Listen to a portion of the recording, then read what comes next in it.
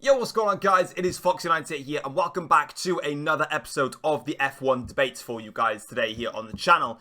Today, I'm going to be covering a topic which is definitely going to be sparking debate, and that is why you are all wrong about Mercedes-Benz in 2023. Now, if you'd like to join the video, drop a like, subscribe to the channel if you're new around here as well, and as per all F1 debate videos, give your full thoughts in the comment section down below. I'd love to hear what you guys think, whether you guys completely agree with me or disagree with me, or maybe this video has changed your thoughts on what you actually initially thought in the first place.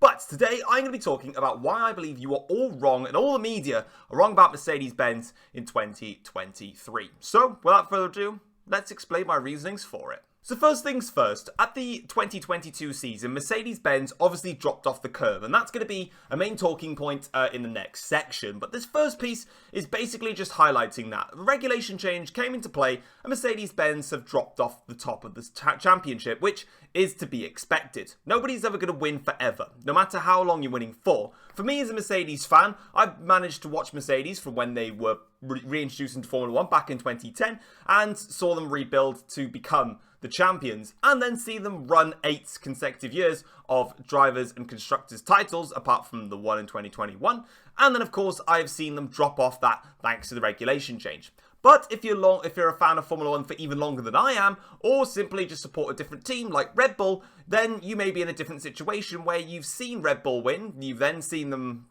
fail to win, and then you've seen them climb back up to win again. Things change. And that's exactly the example that I'm going to be giving for my reasonings. First things first, in 2022, at the end of the season in particular, Mercedes-Benz had a very strong end to it. And I believe there is a reason for that, which we'll come on to later on. But by having that strong end to the season, it definitely put into perspective that Mercedes-Benz were ready to challenge Red Bull again in 2023. I genuinely believe that that is a personal lie, and whoever really believed that probably shouldn't have in the first place. The 1-2 victory in Brazil definitely carved a bit of a opening for the media to just dive into that little corner and try and persuade you that Mercedes were going to be back for next season. But it was a simple outlier. Mercedes just had a car which had great downforce and was performing better at high altitude circuits, and Brazil, they just got everything working, and that's what they achieved from it. But why did I feel that Mercedes were never going to get back to the top in 2023? Well, it's simple. It takes time after you're knocked off the top via a regulation change to get back there. There's been multiple occasions where we have seen teams suffer from regulation changes and have to try and get back to the top. The biggest example of that is Red Bull. Back in 2013, Red Bull were the team that were just unstoppable. They were winning all their races, they had a great engine, it wasn't even the great in terms of straight line speed, but they had a fantastic chassis error, everything was just right, and they were winning championships, they won 4 in a row. They then had the regulation change with the brand new V6 turbo hybrid era, and despite Red Bull probably having a decent car, their engine was nowhere near as quick as Mercedes-Benz, and Mercedes blitzed them for year after year after year after year. In 2014, they won a couple of races. In 2015, they didn't win anything, they went even further backwards. In 2016, they started to rebuild. In 2017, we potentially may have seen Red Bull fight again as we had a brand new regulation change which produced wider and faster cars. But again, they were not there yet. They were the third fastest team with Mercedes and Ferrari competing with each other. Go towards 2018 and we would expect Red Bull to close the gap, as there was again some regulation changes in there, but nothing too drastic, just the removal of the shark fin and adding into the halo with a couple of other little bits and pieces here, but nothing too categorically major. And again, Red Bull struggled with that. Why? Because they didn't have the power unit for it. They were still running the Renault power units, and it really was letting them down. Fast forward then to 2019, and it was the first time that Red Bull introduced the Honda power unit into play. And straight away, despite the fact that the regulation change didn't quite suit Red Bull still, they were still behind Mercedes and Ferrari, the power unit gain was definitely there to be seen, and it was a matter of just getting the performance right. That's a key thing to mention for later on. Red Bull managed to win races in 2019 and then in 2020 did the same thing, despite the fact Mercedes built an even bigger margin, but this time Ferrari dropped off the ball, so Red Bull became the second fastest team. Then into 2021, Red Bull managed to do it, winning the Drivers' Championship with Max Verstappen. Controversial, yes, but the championship is the championship. And of course, those minor regulation changes played into their hands, but they still had the car and the development to get past Mercedes. And eventually, you're going to knock them off the top. So what's the point in explaining everything that Red Bull's done? Why does it matter to Mercedes? Well, it's simple. Mercedes have suffered from one season without being at the top of the field thanks to the regulation change. What I just mentioned then was Red Bull being from the back, being knocked off the championship table, just like Mercedes had, and from 2014 all the way up till 2021, it took them to get back to the top. Thanks to the power unit side of things. When they fixed the power unit side of things, it was down to overall performance. When they fixed that section, they had a race-winning car. And granted, they've got the regulation change spot on. Fair play to them. They built the better car. Now it's a case of who can beat them first. So that's the example there. It's not going to take you one season, especially with what Mercedes had to go through in 2022 to get to where they are originally. It was never going to happen. The fact that people felt like they were going to be at the top really got it quite wrong. So, with time having to be on their side, why are Mercedes-Benz going to have to spend even more time getting back to the front? Well, it all comes down to the tricky 2022 that they had. 2022 was an anomaly for Mercedes-Benz as they were struggling to really figure out what was wrong with their car. Now this is the crucial thing. When we got into testing in Bahrain, Mercedes-Benz suffered massively with porpoising. Now, multiple other teams did, but their porpoising may look more violent compared to Mercedes at some points, but overall Mercedes had the most violent porpoising. And, crucially, they were also porpoising mid-corner, which meant that they were struggling to even apply steering into the corners and flip the car in, because they were too busy having to correct the steering wheel to make sure that they were actually getting through the corners. Whilst other people were suffering from porpoising, they were able to get on top of it relatively easily. For Mercedes-Benz though, it became a phenomenon, and to the point where we were only talking about Mercedes when it came to porpoising. This is crucial because whilst you're in a car that's not quite the fastest yet, what you want to be focusing on is how you can add some more performance onto that car and close the gap. Mercedes-Benz were not able to do this. The point for Mercedes was fixing. Now, this is where we're going to go into my own little piece called Fix and Development. There's two areas in terms of bringing new updates to the car which addresses a specific element. Now, you're either fixing something that's not working correctly or you're developing something that's actually improving a new section. For McLaren, for example, back in 2022, again at the preseason test in Bahrain, they had major problems with their brakes. They were consistently overheating and simply they just lost so much track time because their brakes were really poor. Fast forward then to the Bahrain Grand Prix, and in a few of the opening races, McLaren introduced brand new brakes in order to try and fix this via the brake ducts and the caliper, everything like that. They had to introduce new brakes.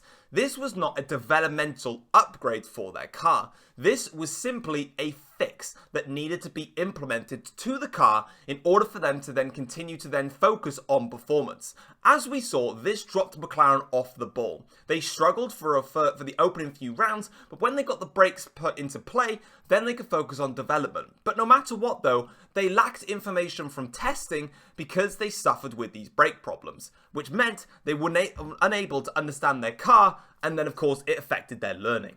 For Mercedes-Benz, the porpoising meant that they just had to focus on that. Figure out what was happening with this porpoising.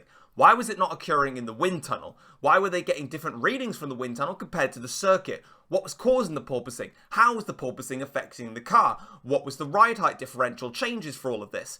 All of this learning meant that it took them a lot of time to figure this out, to the point when we got to the Spanish Grand Prix, Mercedes-Benz introduced a whole range of upgrades. Some of them were performance related, developmental, but the majority of them were actually fixes, with a new floor to fix the porpoising, with the T-tray underneath the floor just next to the Venturi tunnels, again, to fix the car. This wasn't a case of let's just put this on the car because we know it will give us more performance. Of course, any upgrade that you put onto the car, even if it's just to fix the car, is technically also a developmental performance upgrade because it's going to make you faster. But the crucial thing in all of this is it may make you faster, but that's only to fix a problem. That's not going to release every other problem that's with your car. And guess what? After the Spanish Grand Prix heading into the Monaco Grand Prix, the rest of the problems started to become apparent. With the car extremely stiff on the rear end in terms of the ride, the bouncing was a massive problem for them as they were literally just crashing to the floor on every single bump that they could see. The car was also extremely draggy and they lacked a lot of straight line speed, and it really affected them to the point where we were only looking at tracks with high downforce that Mercedes-Benz could be good at, and also in the mid part of the season some smooth circuits so Mercedes-Benz could run their car properly and have a competitive race. Overall, this again compromised them massively, and again, throughout the course of the season, Mercedes-Benz definitely introduced developmental / performance related upgrades to areas of the car that worked. Now, obviously, with porpoising no longer a problem, they were still able to technically do some developmental work, but they still had so much learning to do about this concept and how to really make it properly work and to give them the speed they were looking for. Heading into 2023, Mercedes-Benz specifically said after testing, we had achieved our objectives. Those objectives were a little bit too low in terms of achievement. They should have gone further. But I actually feel like they probably didn't need to go further. And they're at a perfect point right now. I know Ferrari are ahead of them, Red Bull are ahead of them by a long way, and Aston Martin have come into the play. But that doesn't necessarily mean that you as a team have done a bad job. And this is why it's more important to understand that Mercedes-Benz were always on the back foot from this perspective. If we flash back to the end of 2022, at the US Grand Prix, Mercedes brought a final raft of updates to their car. This was the first time that they quoted that it was fully performance related. This is big because if you're doing performance related updates all the way at the end of the season, it quite clearly shows that you're not in a championship battle, you never were, but you need to put performance on to understand if the concept that you've got and the performance related upgrades that you're going to put on in the future actually work. If you're doing that, it means that you're still learning. So that means you can't really get the correct concept heading into the following year. So then, whilst the likes of Red Bull, who had pretty much wrapped up the championship at that point, could stop developing and concentrate on the better concepts for next year, Ferrari threw away the championship so they could focus on better concepts for next year. Mercedes-Benz couldn't do that. All the other teams behind them as well, they could also focus on next year. McLaren and Alpine were in a great battle for fourth in the championship, so they were going to be fighting with each other to try and get that. Aston Martin, for example, were going right up the order and were continuing to develop and had their own pathway. Now, their pathway is going to be a little bit interesting to talk about in just a second. But with Mercedes-Benz, they still, by the US Grand Prix, were not 100% sure what concept and route to take in 2023. If you don't know by the US Grand Prix, you're starting way on the back foot. There's just no doubt about it. You are so far behind the ball, whereas the likes of Red Bull with half a season to basically just cruise along and maybe bring one or two minor things here and there, but nothing major, to then go ahead and build your car for next year, you're kind of in the great situation. Mercedes were not. They still had to learn. Now, there's been a lot of issues with regards to, well, Mercedes needs to change their concept. Their zero pod thing, it doesn't work, blah, blah, blah, swap to Red Bull side pods, and it's all getting a bit out of hand. The thing is Mercedes have initially quoted saying that they shouldn't be able to do that because of the budget cap. Well, they clearly can. McLaren, Williams and Aston Martin all copied the Red Bull side pod route, and from there they were able to build a bit of performance. Aston Martin have done even better development on that and are actually now in a great position. Mercedes could easily do that, and they have the budget cap facilities to do it. However, the issue with that is if you start to change your concept straight from the start of the season, you put yourself back at square one again. You don't know what the car is, you don't know what the concept is anymore, and you're taking a new route, you're already on the back foot. You have to stick with what you've got, even if it's not the best. And sure, they could definitely put on a side pod configuration that's similar to Red Bull or similar to Ferrari. But if you're doing something similar to your main rivals that you're trying to beat, there is no guarantee in the slightest that you'll ever beat them. You're always one step behind them. Look at McLaren and look at Williams. They both had side pod configurations that are very similar to Red Bull. Aston Martin basically copied them 2022. They were never going to beat them. But Aston Martin, for example, have further developed their side pod configuration to the point where it's now at a pretty much an Aston Martin only type of look. And they're getting progress out of it. It's crucial to mention that. So, why do I believe that Mercedes actually did well in the winter? And why does it look like I'm being really silly? Well, let's take the weaknesses from the Mercedes in 2022 and evaluate them.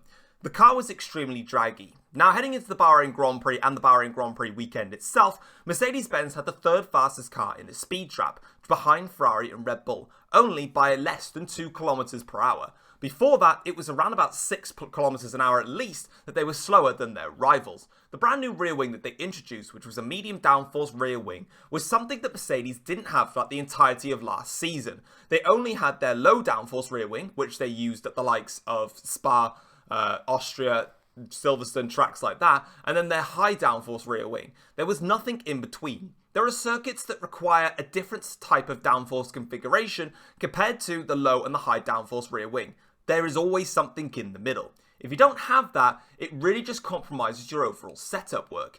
Here, Mercedes-Benz had that, but not only that, it means that they've done some work underneath the car on the floor, specifically via the Venturi tunnels, because that's where all the airflow is travelling, and we've known before that in order to try and fix some of the dragginess of the car, it's by doing stuff with the airflow underneath. They've clearly achieved that objective, and that's one thing that they definitely would have looked at. Mercedes-Benz probably could have won at least 4 to 5 races last year had they had a car that was good enough in a straight line, but because they didn't, it definitely held them back.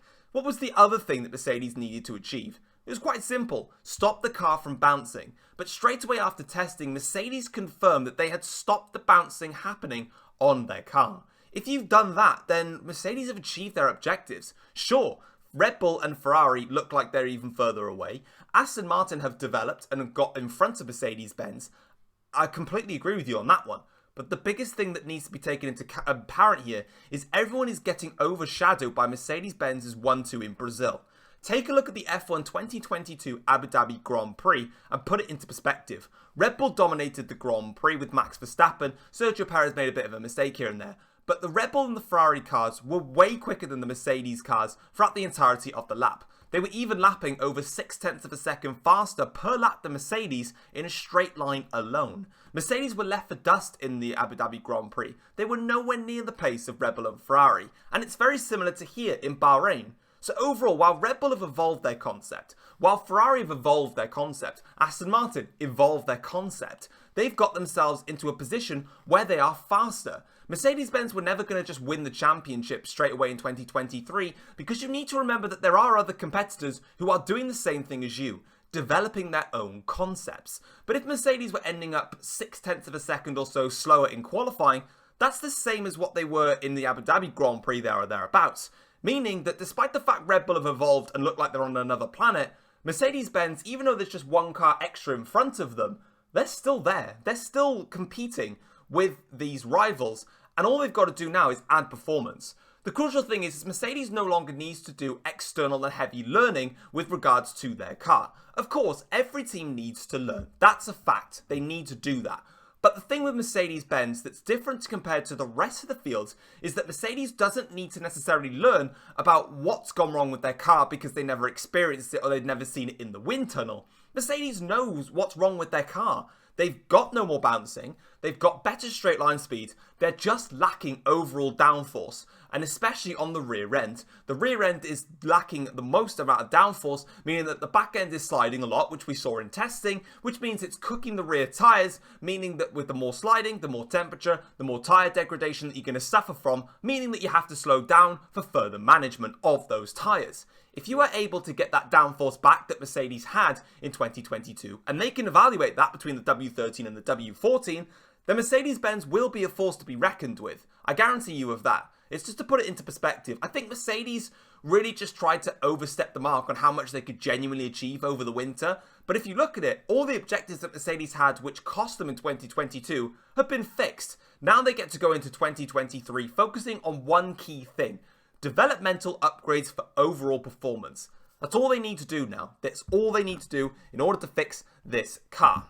So with that in mind, that is everything on why I genuinely believe Mercedes-Benz have actually got this 2023 season starting rather well. The results don't look that good, but when you've got other teams that are in front of you, it's definitely going to be more difficult to evolve. But like I said, Mercedes spent all of last year with full of unknowns, not knowing why their car was not correlating to the wind tunnel. Mercedes were overhyped because of their 1-2 win in Brazil, when realistically, just look at Abu Dhabi 2022. Compare that to Bahrain 2023, It's not that much different. They're being put in a bigger crisis because the media has possessed them into being into a bigger crisis because they got the 1-2 and all of a sudden Aston Martin are in front of them. Your rivals are always going to be behind you, are always going to be coming closer to you. Mercedes now has a baseline car. There are no major flaws in terms of porpoising, in terms of bouncing, in terms of phenomenons that the team are not aware of. This time now, it's just straight out performance. All they need to do, and they'll be able to compare it between the W13 and the 14, is find performance. And if Mercedes are a team that needs to know anything about trying to find performance, they're a team that can get it done. I expect them to bring upgrades throughout the first few races, and then we obviously are anticipating a major package upgrade heading into Imola. I'm not saying it's going to make them the fastest team on the grid. Red Bull are by far the fastest. But I can assure you that I do genuinely believe Mercedes will close the gap by the midpoint of the season, and things will definitely turn around. But let me know, guys, in the comment section down below, did this video give you any insights and any information that helped you out? Do you still believe that Mercedes-Benz have thrown away 2023 and are on the wrong path? Do you believe that Mercedes-Benz are on the right path? Or, after watching this video, do you actually believe that you've been converted and you actually do feel like Mercedes are in a better place than where they were? With Mercedes-Benz being my favourite team, I felt like I had to cover this video, and hopefully you guys enjoyed it. Let me know what you thought, though, in the comment section down below, and I'll speak to you guys next time. Take care all. Peace.